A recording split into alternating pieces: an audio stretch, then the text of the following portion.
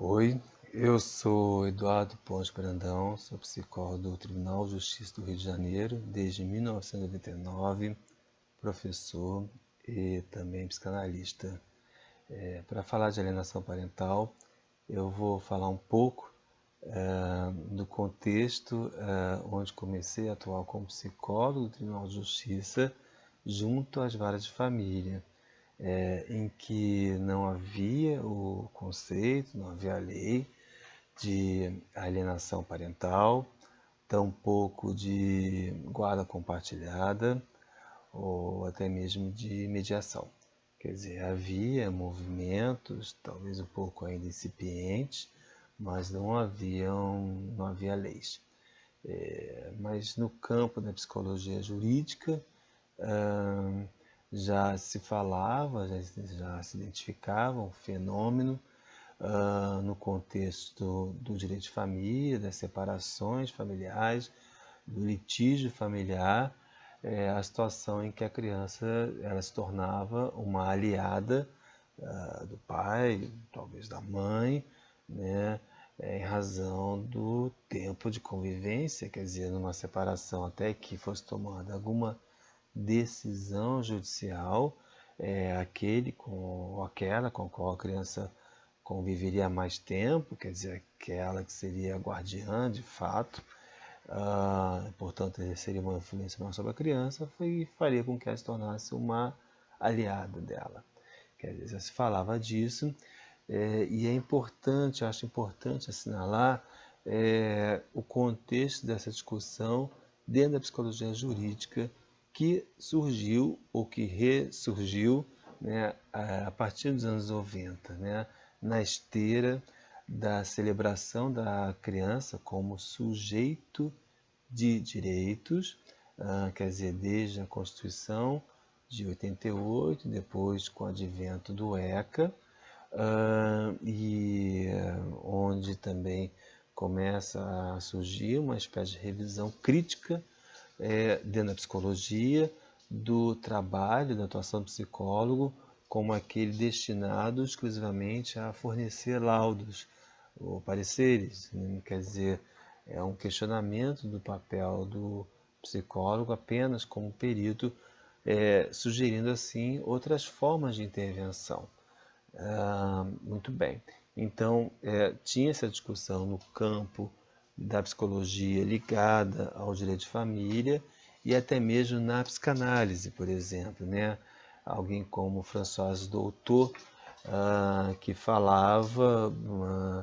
na sua obra, num livro, quando publicado aqui no Brasil, foi bastante lido, chamado Quando os Pais se Separam, em que ela dizia,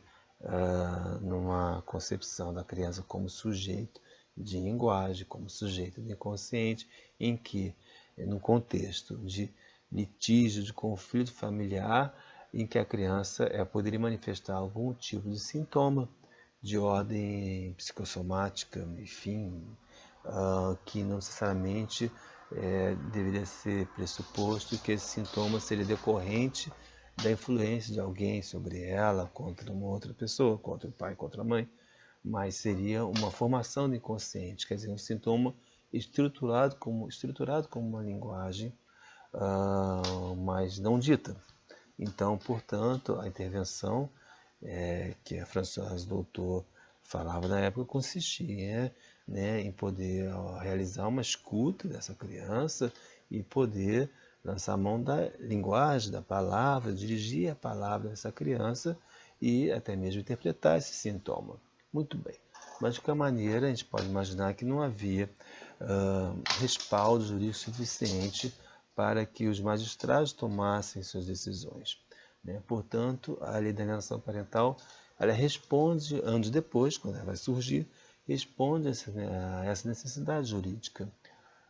Quer dizer, a lei ela circunscreve um objeto, ela tipifica comportamentos, ela prevê sanções, então ela oferece segurança jurídica. Mas a gente pode imaginar que, na medida em que surge uma solução, novos problemas vão acontecer. E também imagino que, eu suponho que da mesma forma que a alienação parental respondeu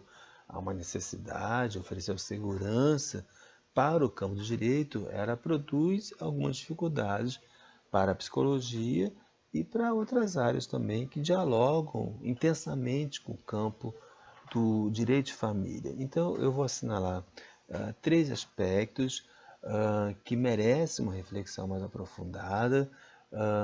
São contrapontos, são algumas notas dissonantes ao que comumente é falado hoje em dia em termos de alienação parental, mas com essa finalidade, com esse objetivo de promover uma reflexão, de criar mecanismos que possam aperfeiçoar as formas de intervenção, né, as formas jurídicas também de atendimento às situações de conflito familiar. O primeiro aspecto é que, bom, a lei trata a questão da alienação parental, como se espera, dentro de uma certa lógica binária, ou seja, dentro também do que seria uma certa ordem maniqueísta, em que haveria necessariamente alguém no lugar de algoz que, movida por sentimento de ressentimento, por mágoa, por ódio, conduziria, influenciaria a criança a rejeitar a outra pessoa, o pai ou eventualmente a mãe, né? Quer dizer, é claro, evidentemente, há situações de fato em que isso acontece, em que há uma campanha difamatória, em que a criança é influenciada voluntariamente por aquele que deseja afastá-la do seu pai, de sua mãe, e que isso produz, né, um prejuízo emocional à criança. Mas isso não retrata todos os casos. Há uma gama imensa, muito diversificada e normalmente se trata de situações muito complexas, né, que são separações de conflito familiar, de conflito amoroso, questões de ordem subjetiva que não podem ser reduzidas a qualquer tipo de maniqueísmo, né? Bom, esse é o primeiro aspecto que eu acho relevante, porque a criança, se ela manifesta uma hostilidade, uma repulsa em relação a, vamos supor, o pai,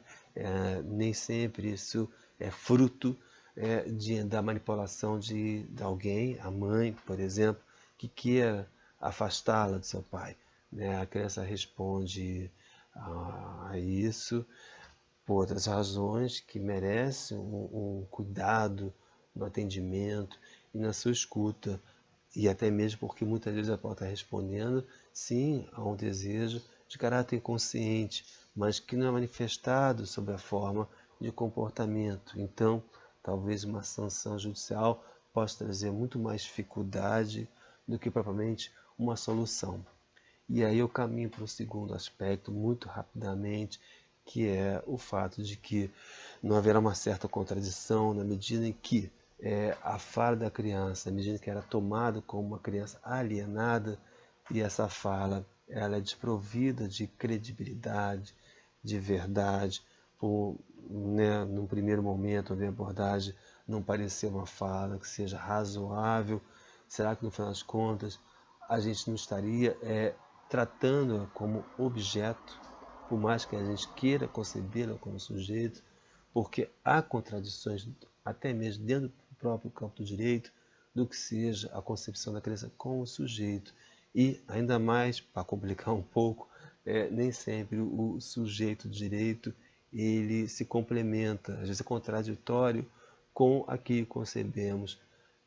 como sujeito a partir da psicologia e da psicanálise.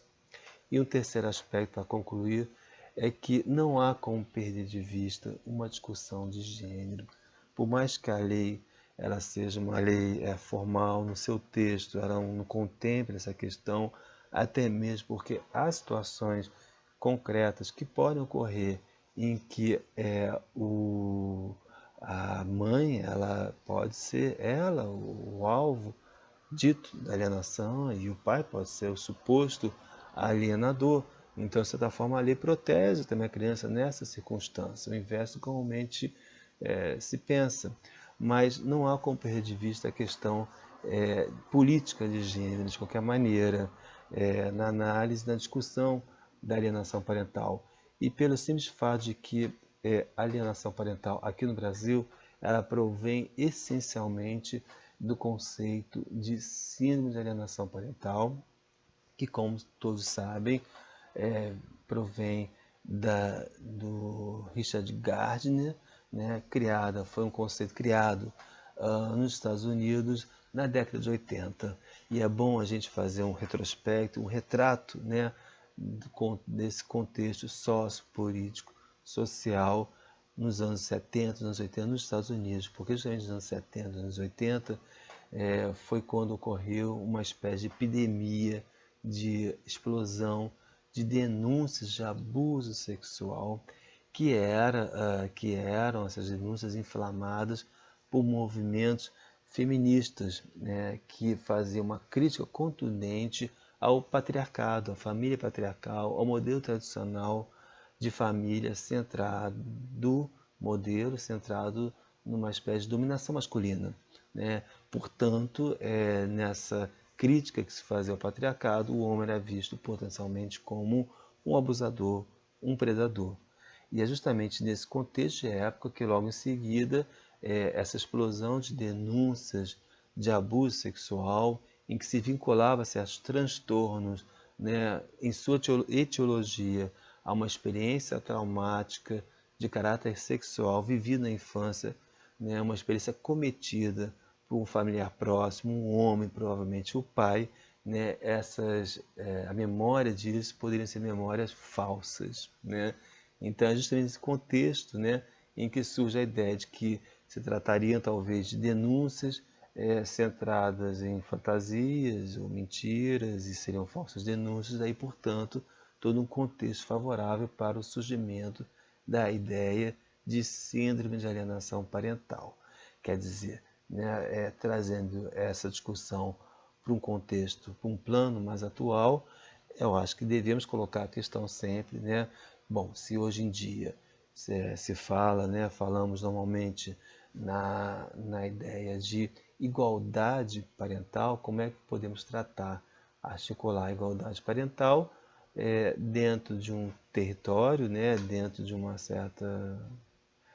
contexto de desigualdade de gêneros, igualdade parental num plano de desigualdade entre gêneros. Então são questões, acho, bastante fecundas, bastante interessantes, que merecem ser discutidas e aprofundadas. Não se diz de estar contra ou a favor da lei, mas de aperfeiçoar os mecanismos de atendimento a situações extremamente complexas, que são situações de separação, de litígio, conflito, em que aparece uma criança